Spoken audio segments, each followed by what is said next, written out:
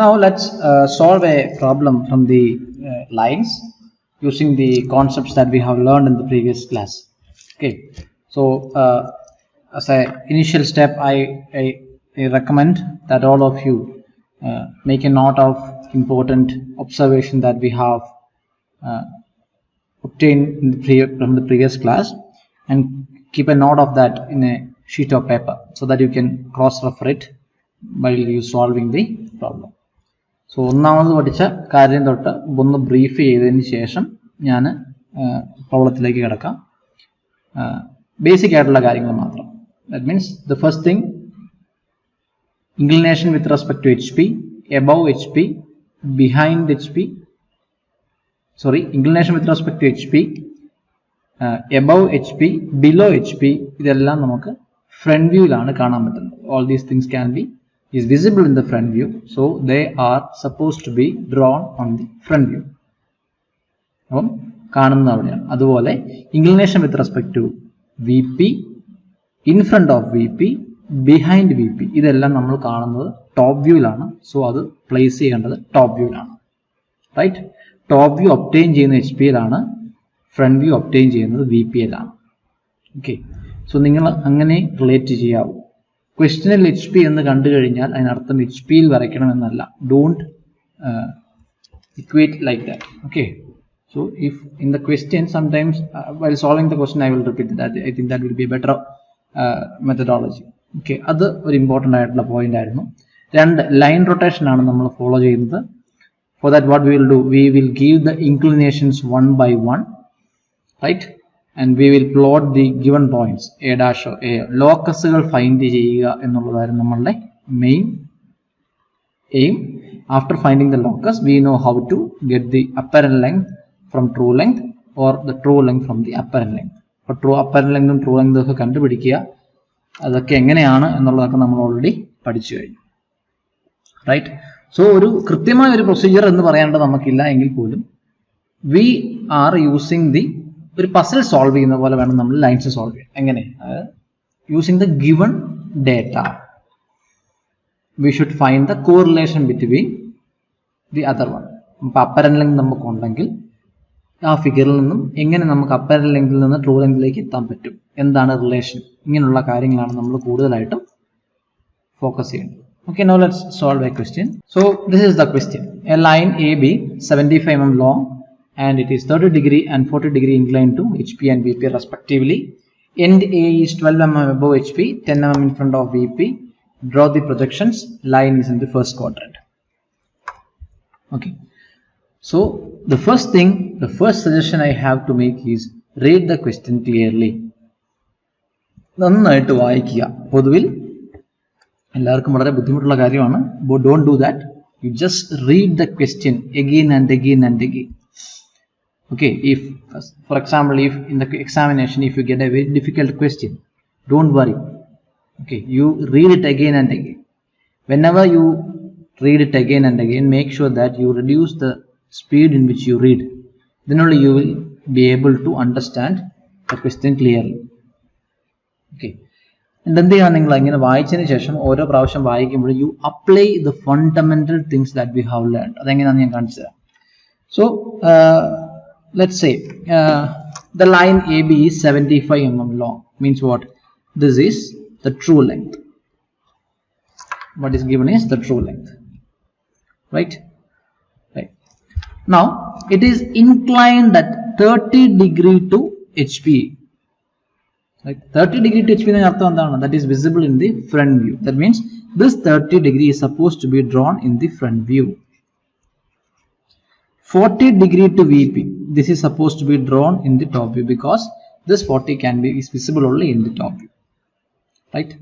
ഇങ്ങനെയുള്ള കാര്യങ്ങൾ നമ്മൾ ഓരോന്നും എഴുതി വെക്കുക എന്നുള്ളതാണ് ഞാൻ പറഞ്ഞത്. ഇനി അടുത്ത് എന്താ പറഞ്ഞേക്കുന്നത്? End A is 12 mm above HP. Right? Above HP എന്ന് ഞാൻ പറഞ്ഞ എവിടെ മാർക്ക് ചെയ്യേണ്ടത്? ഫ്രണ്ട് വ്യൂയിലാണ്. ഫ്രണ്ടിലെ കാണത്തുള്ളൂ. So front view. 10 mm in front of VP. ഇതെന്താണ്? ടോപ്പ് വ്യൂയിലെ കാണത്തുള്ളൂ. ഇത് മാർക്ക് ചെയ്തിട്ട് ഇനി ഫസ്റ്റ് ക്വാഡ്രന്റ് ആണെന്ന് പറഞ്ഞിട്ടുണ്ട്. ഇനി നമ്മൾ സോൾവ് ചെയ്യണം. സോൾവ് ചെയ്യുന്നതിന് മുമ്പ് നമ്മൾ കഴിഞ്ഞ ക്ലാസ്സിൽ പഠിച്ച ബേസിക് ആയിട്ടുള്ള കുറച്ച് കാര്യങ്ങൾ ഒന്ന് ഇവിടെ ഓർത്ത് നോക്കുക. ഒന്നെന്താണ്? നമ്മൾ പറഞ്ഞ 10 പാരാമീറ്റേഴ്സിൽ എന്തൊക്കെ തന്നേക്കുന്നത്? ട്രൂ ലെങ്ത് നമുക്ക് തന്നിട്ടുണ്ട്, ഇൻക്ലിനേഷൻസ് ആയിട്ടുള്ള തീറ്റയും ഫൈയും തന്നിട്ടുണ്ട്. അപ്പൊ ഇതെന്താണ്? This is theta and this is phi. Okay, പിന്നെ എന്താ തന്നേക്കുന്നത്? എൻ കണ്ടീഷൻസ് ഓഫ് എ എന്ന് നമ്മൾ പറഞ്ഞായിരുന്നു, ശരിയല്ലേ? അപ്പൊ എൻ കണ്ടീഷൻസ് ഓഫ് എ ഉണ്ടെങ്കിൽ എന്ത് കിട്ടുന്ന നമ്മൾ ക്ലാസ് പഠിച്ചത്? നമ്മൾ പഠിച്ചായിരുന്നു, if we have the N conditions with us, we can easily locate the locus of A or that particular point. അപ്പോൾ നമുക്ക് A എന്ന് പറയുന്നതിന്റെ എൻഡ് കണ്ടീഷൻ ഉണ്ട്, so easily we can locate the locus of A. ഇപ്പൊ true length ഉണ്ട്, true ലെങ്തിന്റെ inclination ഉണ്ട്. ഇതാണ് നമ്മൾ ആദ്യം ഇത്രയും നേരം നമ്മൾ ഡിസ്കസ് ചെയ്ത സെയിം ക്വസ്റ്റ്യൻ ആണ്. ഓക്കെ, സോ ഈ രീതിയിൽ വേണം നമ്മൾ സോൾവ് ചെയ്ത് പോകാൻ. അപ്പൊ ആദ്യം എന്ത് ചെയ്യുന്നു? Let's see. So you have a procedure, you look at the figure. First you draw the XY line, right? Given data plot ചെയ്യുക. അടുത്ത് എന്ത് ചെയ്യും? നമ്മൾ വെർട്ടിക്കൽ ലൈൻ വരച്ചു. അവിടെ 12 mm എബവ് എന്ത് മാർക്ക് ചെയ്തു? ഇവിടെ നിങ്ങൾ എന്ത് ചെയ്യുക? U measure 12 mm. ഓക്കെ, അവിടെ നിങ്ങൾ A' എന്ന് പറഞ്ഞ പോയിന്റ് മാർക്ക് ചെയ്തു. ഇനി എന്ത് ചെയ്യുക? XY ലൈനിനും താഴേക്ക് you measure 10 mm. That means this is to be 10 mm. Scale use ചെയ്യുക, പെൻസിൽ യൂസ് ചെയ്യുക. Okay, you measure 10 mm from the XY line, you plot a point and name it as A. Right? Now you have two lines. What does this represents? It represents the locus of A and locus of the A dash, which will come right now. നമ്മൾ എന്ത് ചെയ്തു?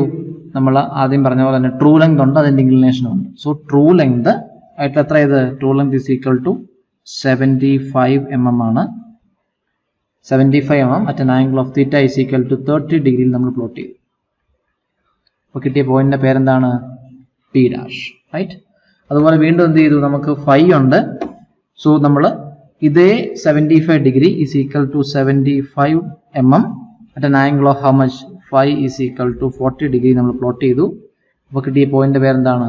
B, അല്ലേ? അപ്പൊ B ഡാഷും നമുക്ക് കിട്ടി, B നമുക്ക് കിട്ടി. ഇനി നമുക്ക് ലോക്കസുകൾ മാർക്ക് ചെയ്യത്തില്ലേ, റൈറ്റ്? അപ്പൊ ഇതിന്റെ പേരെന്തായിരിക്കും? This will be called as the I will name it as, okay, this will be called as the locus of A dash.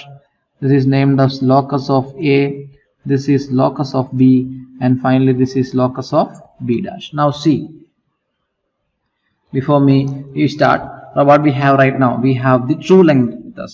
So what was the simplest equation that I had taught you? It is from the locus of B, you extend up to the locus of A dash, then you rotate up to the locus of B dash. Now see what is happening. ഞാൻ വേറെ കൺസെപ്റ്റുകളൊന്നും പറഞ്ഞിട്ടില്ല, നമ്മൾ വിഷ്വലൈസേഷനും ചെയ്യുന്നില്ല. So നിങ്ങൾ visualise ചെയ്ത് നോക്കുക. We are just following the line rotation method. Okay, അതുകൊണ്ട് those who find it difficult to visualise, don't worry, I am not following that, I am just following the procedure. അതാണ് ഞാൻ പറഞ്ഞത്. Procedure നിങ്ങൾക്ക് കൃത്യമായി follow ചെയ്യാം എന്നുണ്ടെങ്കിൽ you can easily solve the line. അപ്പൊ എന്താണ് ഇക്വേഷൻ എന്താ ഫോളോ ചെയ്യേണ്ടത്? ബി എന്ന് ലോക്കസ് ബിയിൽ കിടക്കുന്ന പോയിന്റിനെ ലോക്കസ് എ ഡാഷിലേക്ക് എക്സ്റ്റെൻഡ് ചെയ്യുക. എന്തുകൊണ്ടാണ്? ട്രൂ ലെങ്ത് ആണ് നമുക്കുള്ളത്, അവിടെ നിന്ന് നമ്മൾ അപ്പറന്റ് ലെങ്തിലേക്കാണ് മൂവ് ചെയ്യുന്നത്.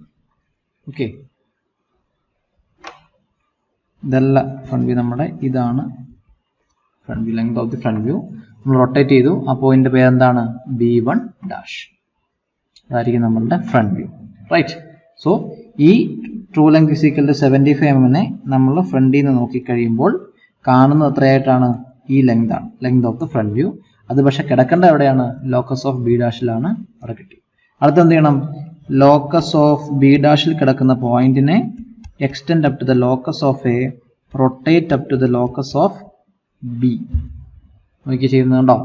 ബി ഡാഷിൽ നിന്നും it is extending up to the locus of A, rotating up to the locus of B, and at the point is B1, and that is your top view. Is it clear?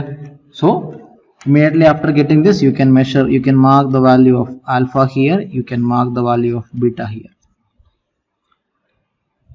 And after completing this sketch, there is no need to write this 30 degree or 40 degree here. What I suggest is that you just name it as alpha, beta, theta, and phi. And after completing the sketch, just near to your drawing, you mark it like this: A, B equal to what? A dash B1 dash is how much? A B1 is how much? What is theta? What is phi? What is alpha? And what is beta? and you keep all these data in a box, right? So that the examiner can easily understand the true length. This is the true length, this is the front view, this is the top view, this is the angle made with the HP, angle made with VP, top front view angle and top view angle, right? But make sure that this theta, alpha, phi and beta is notated like this. No need to write the values, instead you should give the notation there, theta, and definitely you should also incorporate these values also, 12 and 10, like this. There is no need to write the 75 here, that is just for your information I have written over there. So when you solve a question, actually make sure that it follows the right procedure and it is neat. That is the most important thing. It should not be clumsy, it should not be overlapped with the dimension lines, it should be legible, so everything should be clear. ഈ front view, top view darker line ആയിരിക്കണം. അത് ഇവിടെ ഇപ്പോൾ പല colour കാണിച്ചെന്നുള്ളേ ഉള്ളൂ. You just need to draw a thicker line, a darker line to represent the A dash, B1 dash, front view and top view. Okay, that's how we solve this question.